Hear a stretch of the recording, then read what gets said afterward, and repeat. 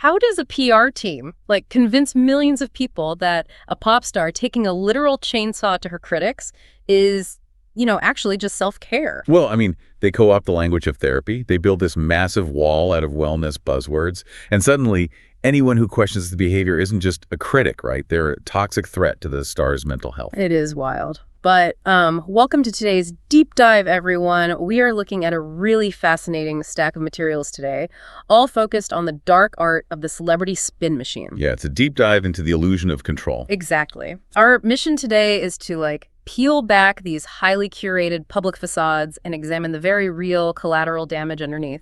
And we are diving right in without needing to name where all these statements and leaks came from, because the patterns just speak for themselves. Right. And whether we're analyzing global pop stars or Hollywood actors or even a small-town mystery in Mississippi, we are looking at how people with immense structural power attempt to dictate reality.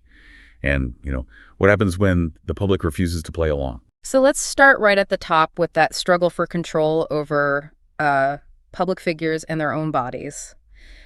Ariana Grande has been dominating the conversation lately. She really has. She just announced she's dropping out of the London Musical Sunday in the Park with George, which, by the way, wasn't even scheduled until next year. Right. It's a very premature cancellation. Yeah. But to understand this hiatus, we have to look at the massive controversy around her music video for Petals.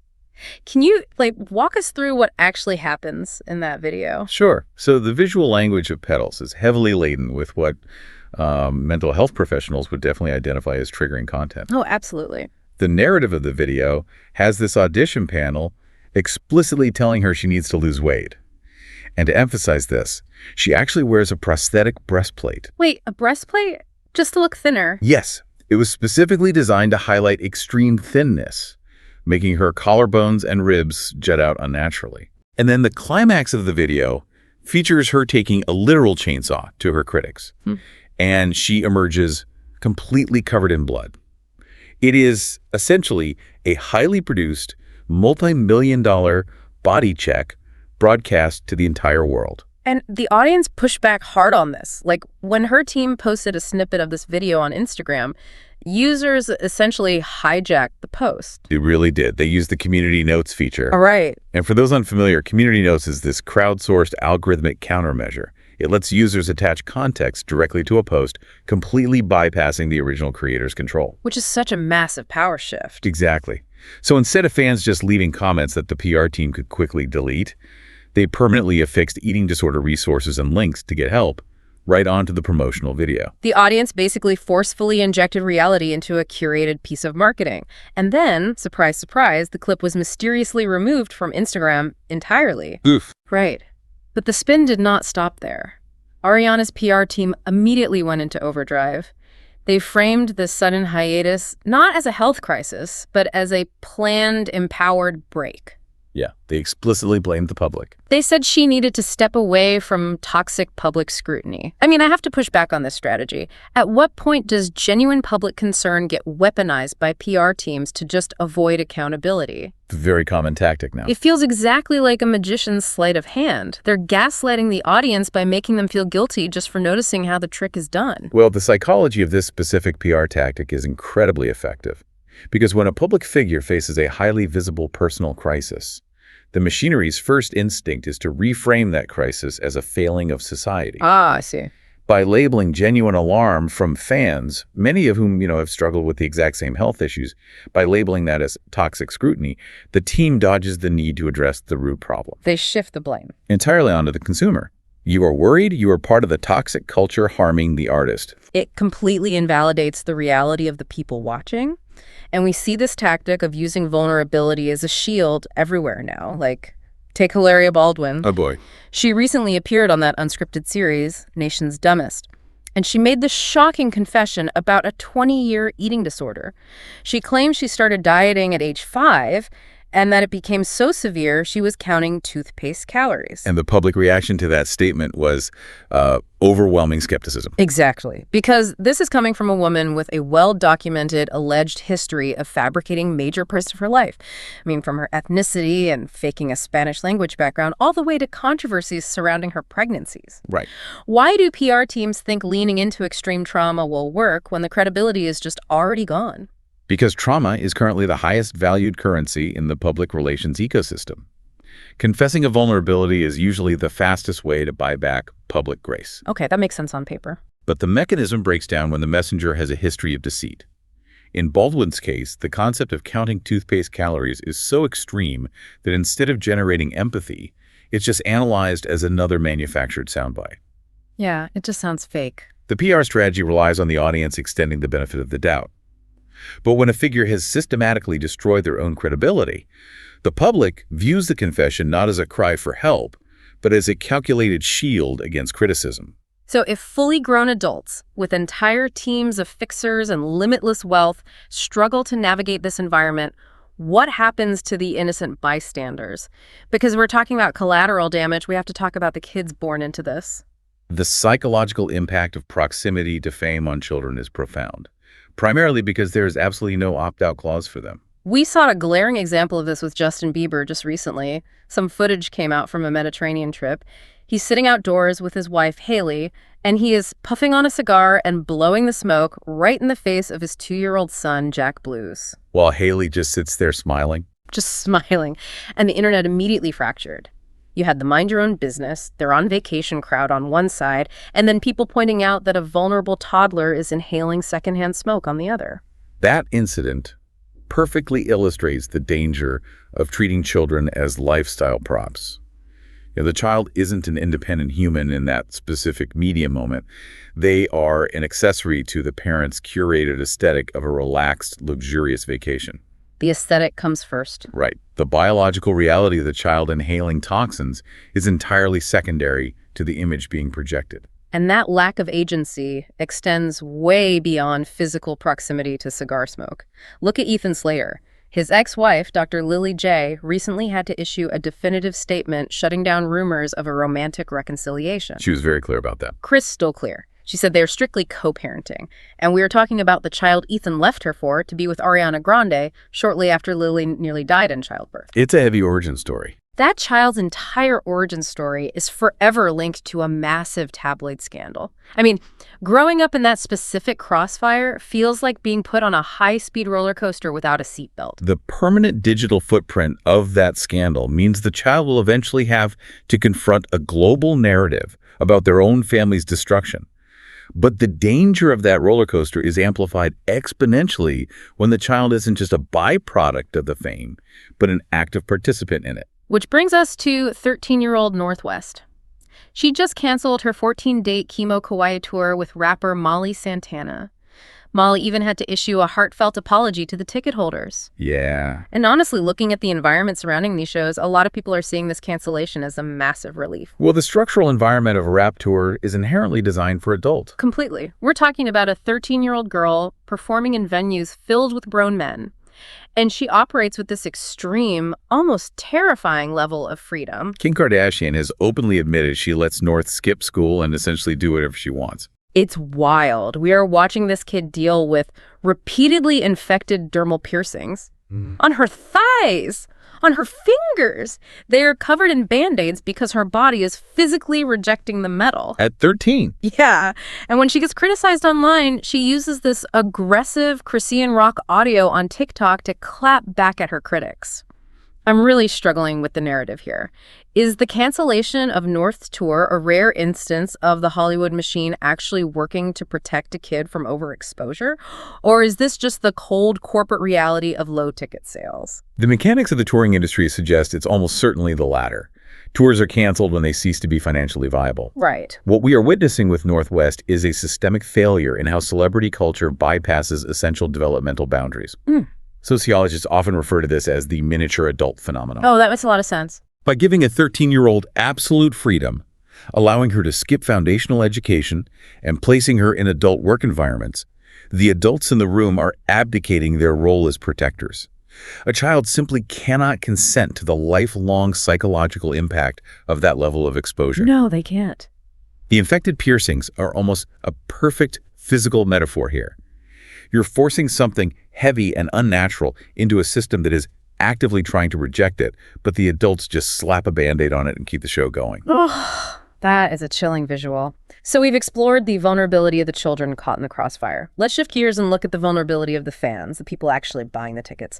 Because there is a massive contrast in how stars wield their immense structural power over massive crowds. They either use that power to protect them or allegedly to exploit them. The physical logistics of a concert create a very unique power dynamic. The performer is elevated, they're amplified, and they are entirely in control of the room's attention. Right, take Lorde, for example. She was headlining Lollapalooza in Chicago recently, and the conditions were absolutely brutal. We're talking mud, pouring rain, intense, suffocating heat. It was a very dangerous setup. It was. And Lorde literally paused her set at least 3 times. She didn't just casually ask if people were okay. She actively directed her security team to the barricades to help fans who were passing out in the mud. She waited for first responders. She was looking out over the crowd, visibly noting the steam rising off the bodies of her fans. She used her physical vantage point on that stage to orchestrate life-saving logistics. And that is the responsible application of structural power. She recognized that the physical environment of a festival inherently makes the crowd vulnerable, and she leveraged her untouchable position on stage to force the venue's infrastructure to protect them. But then we look at the dark side of that exact same power, Jared Leto. There is a new investigative documentary featuring 10 different women who were accusing Jared Leto of sexual misconduct and assault between the years of 2002 and 2016. It's a very heavy documentary. And many of these women who are going by pseudonyms like Clara, Isabel, and Taylor, they were teenagers at the time. When you look back at his behavior, the red flags were flying at full mast in broad daylight.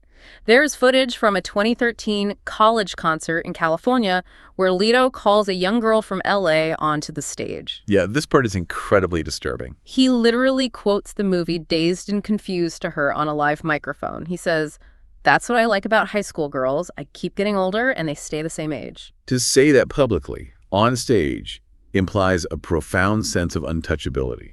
It relies on the assumption that the crowd will interpret it as performance art, rather than a literal statement of intent. And that untouchability trickles down to how he treated his own staff.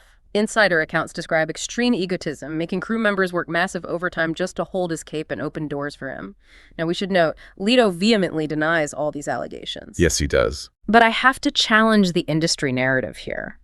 People call this an emperor's new clothes phenomenon, where everyone is just too afraid to speak up. But isn't that letting these enablers off the hook way too easily? They aren't just blindly following, they're being paid to look away. Why does the entertainment industry tolerate this blatant, cape-holding egotism and these massive open secrets for over a decade before a reckoning finally happens? You are entirely right to challenge that, because it isn't just passive fear. It is an active, contractually enforced silence. The Hollywood ecosystem relies entirely on the profitability of the star. Right, the money. To protect that asset, an entire logistical machine is built around them. We are talking about strict non-disclosure agreements for every single crew member, kill fees paid to publications to bury negative stories, and physical barriers like security teams whose only job is to isolate the star and anyone they bring backstage. So the infrastructure actually enables it. Exactly. The people holding the cape are financially dependent on the tour continuing. The red flags are deliberately rebranded as rockstar eccentricity or method acting intensity just to keep the payroll flowing. It usually takes a critical mass of undeniable evidence like 10 women coming forward simultaneously to overpower the legal and financial machinery protecting the star. Man, we've seen how global superstars use their massive wealth and PR teams to build a wall between themselves and accountability. But you don't need a Hollywood zip code to weaponize privilege. Sometimes it happens right in a small town. And that brings us to the most chilling part of our deep dive today. The Nolan Wells case. It really is a terrifying study in what happens when local privilege and power dynamics control the initial investigation of a tragedy. On the 4th of July, 18-year-old Nolan Wells went on a boat trip to Horn Island in Mississippi with a group of wealthy friends. This included guys named Warren Hudson and Jack Palatoto. Nolan ended up dead. And what followed is a masterclass in why people do not trust local authority. Absolutely. The hinge of this whole mystery is the audio evidence. Right, an audio expert named Janetta Brantley, who was actually recently featured on Nancy Grace, analyzed a distress call made from that boat. And this wasn't a call to 911, right? Exactly. They called STO towing, which is a crucial detail. STO towing provides commercial marine assistance for things like running out of gas or minor mechanical failures. It is not the service you call for a life or death medical emergency. Right, you'd call the Coast Guard or 911 for that. On the surface, the boys in the boat claimed they had a broken bilge pump and were taking on water. But when Brantley cleaned up the background audio, the narrative shifts entirely. You can allegedly hear the friends saying things like, "Shut the F up," and, most damningly, "Are you sure he's dead?" All while calmly requesting a tow for a mechanical issue. But the handling of the physical evidence is what really makes my stomach turn. It's highly irregular. The state performed an autopsy, and during that procedure, Nolan's lungs and his throat were removed. Because they were removed and retained by the state, a subsequent private autopsy requested by his grieving family was made nearly impossible. The forensic significance of a missing throat cannot be overstated here. In cases involving water, the structures of the neck and throat are the primary indicators used by medical examiners to differentiate between accidental drowning and strangulation. Wow. By removing those specific organs, the state created an intentional void of information. It is the exact equivalent of a murder suspect ripping the final revealing chapter out of a mystery novel right before handing the book over to the lead detective. You are left completely paralyzed with the most important context destroyed. And nature abhors a void, so the local authorities filled it with their own narrative. Right. I have to say, I actually threw out my lower back just from coughing the other day. And I mean, that sudden, shocking physical pain, that is exactly what the twists in this case feel like to me. It's just jarring. That's a great way to put it. Oh, yeah. Because they deployed a classic, calculated tactic to control the story. The state mysteriously leaked an email to the U.S. Coast Guard citing Nolan's heavy alcohol intake. They leaked this before his body was even found in the water. Exactly. If you want to understand how structural power works, watch how the initial narrative is deployed. Leaking the detail about alcohol immediately victim blames. It provides the public with a convenient, accidental framework for the death long before any actual facts or toxicology reports are established. It sets the stage. It is the anatomy of a cover-up in its purest form, anchoring the public perception so early that any later evidence of foul play just seems like a conspiracy theory. But the family is fighting back. They've hired high-profile civil rights attorney Ben Crump, and because the physical evidence is so compromised by the state, they are pivoting. They're subpoenaing TikTok, Snapchat, and Instagram to recover his digital footprints because they strongly believe Nolan's phone was wiped by the people on that boat. It's a very smart legal pivot. Meanwhile, the friends involved have actually created a defense fundraiser to combat the death threats they say they are receiving, insisting they have fully cooperated with the investigation. In cases like this, where local privilege seems to completely control the physical evidence and the local authorities, are these digital footprints, like a wiped Snapchat server, the ultimate equalizer? In the modern era, they absolutely are. When physical evidence is compromised, misplaced, or surgically removed, the digital trail is often the only incorruptible witness left. A local sheriff's department might be influenced by a wealthy family or bound by small-town politics. Yeah. But the server logs at a tech giant in Silicon Valley are entirely indifferent to local Mississippi power dynamics. The data either exists or the metadata shows exactly when it was deleted and by which device. It provides a timeline of actions that simply cannot be smoothed over by a good old boy network. It is the one thing the PR spin machine and local privilege can't easily reach. The physical world can be manipulated. The digital ledger is vastly more stubborn. So, to bring us back to the surface here, well, I mean, what a deep dive this has been today. From Ariana Grande's team trying to gaslight the public by weaponizing therapy speak, to the logistical machinery in Hollywood allegedly allowing Jared Leto to hide behind the shield of his own fame for over a decade, all the way down to wealthy kids in Mississippi allegedly utilizing their local privilege to scrub the physical evidence of a tragedy. It's a wide spectrum. It is. But the common denominator across all these stories is that the illusion of control, no matter how much money PR spin or local power is propping it up, is incredibly fragile. It always fractures eventually. The truth has a way of seeping through the cracks of a curated facade, whether it's through a crowdsourced community note, a bravely signed affidavit, or a recovered Snapchat file. Which brings it all back to you listening to this. We really want you to consider how you consume the media around you.